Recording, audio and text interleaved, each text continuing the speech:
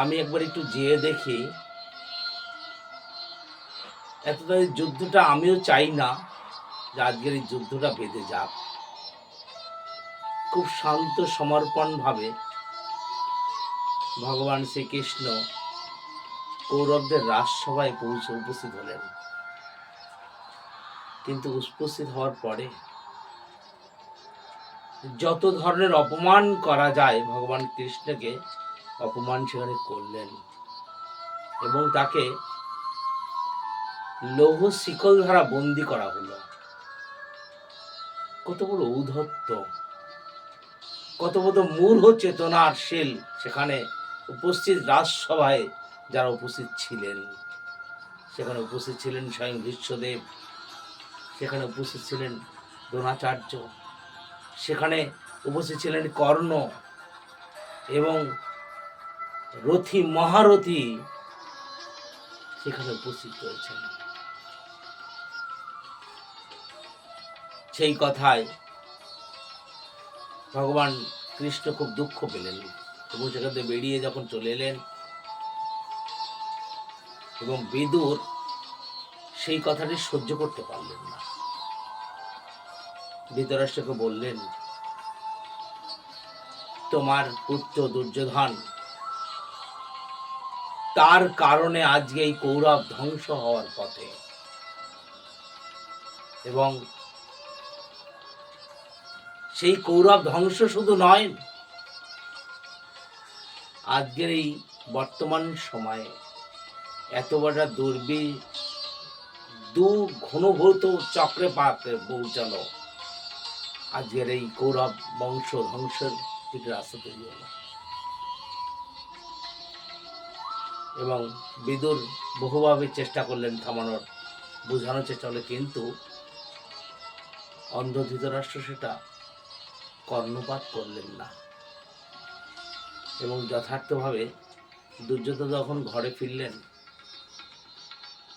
দুর্যোধনের কাছে বিদুর সম্বন্ধে আরো খারাপ কথা কিছু আলোচনা করলেন এবং স্বয়ং বিদুরকে দাসী পুত্র বলে তাকে ভর্ৎসনা করলেন দুর্যোধন।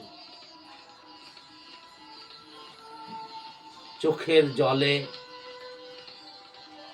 লাঞ্ছিত অপমান বোধ করে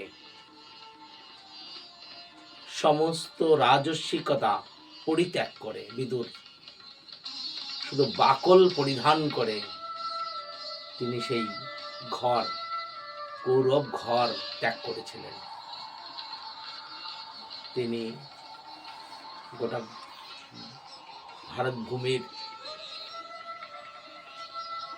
যে লীলাময় ক্ষেত্র ভগবানের, সেগুলো তিনি পরিদর্শন করলেন এবং বহু নদ নদী পরিক্রমা করে তিনি যখন যমুনার তটে উপস্থিত হলেন,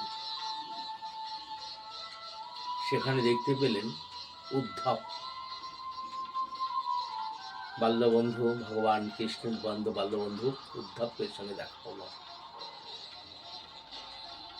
এবং উদ্ধবের সঙ্গে আলাপ আলোচনা করে দুজনের মধ্যে কুশল বিনিময়, যুদ্ধের পরিকাঠামো, যুদ্ধের চিন্তা ভাবনা এবং পরবর্তীর ভাবধারা সমস্ত দুজনার আলোচনায় অশ্রুসিগ্ধ ভাবনা ভাবিতে হয়ে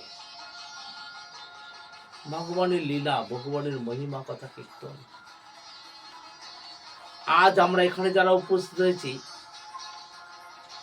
আমরা ভগবানের কথা শুনে একবার একটু উলুধ্বনিও দিতে চাই না। মায়েদের কাছে একটু করজোরে বলবো, একটু উলুধ্বনি দিয়ে আমার ভগবানকে একবার মুখরিত করবেন। তাই ভগবানের চিন্তা ভাবনা, ভগবানের ভাবধারা উদ্ধবের এবং বিদুরের মধ্যে যখন আলাপ আলোচনা হলো এবং সেই আলাপ আলোচনায় একটি জিনিস ভেসে ওঠে, বর্তমান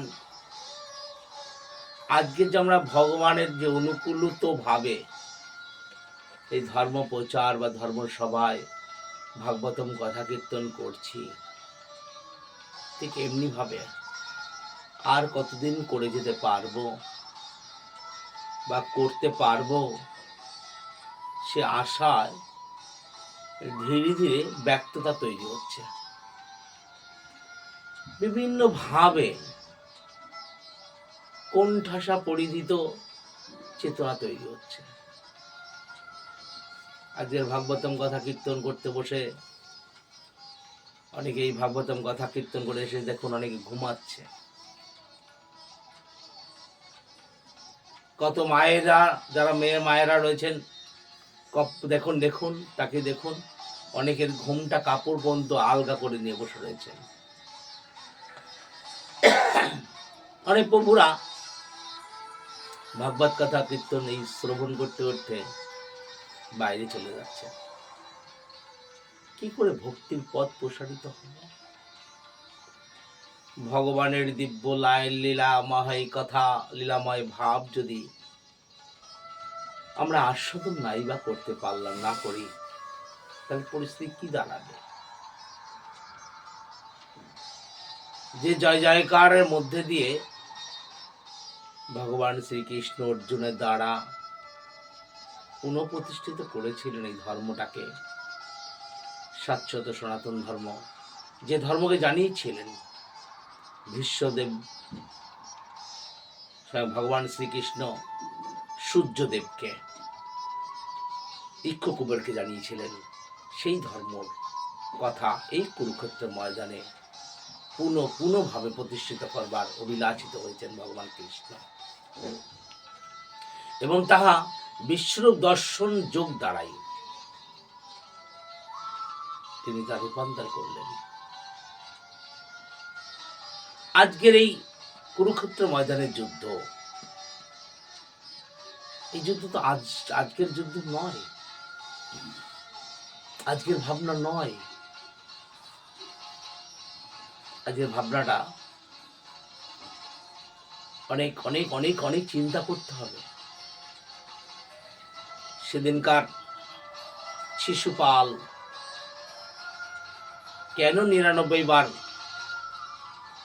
অন্যায় কর্ম করেও ভগবান কৃষ্ণের কাছে ক্ষমা প্রাপ্তি হয়েছিল, ক্ষমা হইতেছিল? যে ভগবান শ্রীকৃষ্ণ তাকে মাতৃত্ব ভাবধারায় যাকে দুগ্ধ পান করানোর অভিলাষিত হয়েছিলেন, সেই পুতনা রাক্ষসী আর ভগবান শ্রীকৃষ্ণকে যখন স্তনে দুগ্ধ বিষ লাগিয়ে যখন আমার ভগবান কৃষ্ণর খাওয়ানোর যে অভিলাষ করে এসেছিলেন, আমার ভগবান কতটাই কৃপালুময় ভগবান, সেই পুতনা রাক্ষসীকেও উদ্ধারের রাস্তা দেখিলেন। আমি তো সেই ভগবানের আরাধনা করি, আমি তো সেই ভগবানের আরাধনা করে চলি। আপনারা যারা আজ কত না ভাগ্যবান, আজকের এই ভাগবতম যারা শ্রবণ করছেন, কীর্তন করছেন, কত মানুষ আজকে মোবাইলের দ্বারা, কত ধরনের চ্যানেলের দ্বারা, অনেকে হয়তো ভবিষ্যতেও এই কথা শ্রবণ করবেন আপনারা। তো সেই কৃপালুময় ভগবান শ্রীকৃষ্ণর আরাধনাই হলো আমাদের জীবনের শ্রেষ্ঠ ভাব।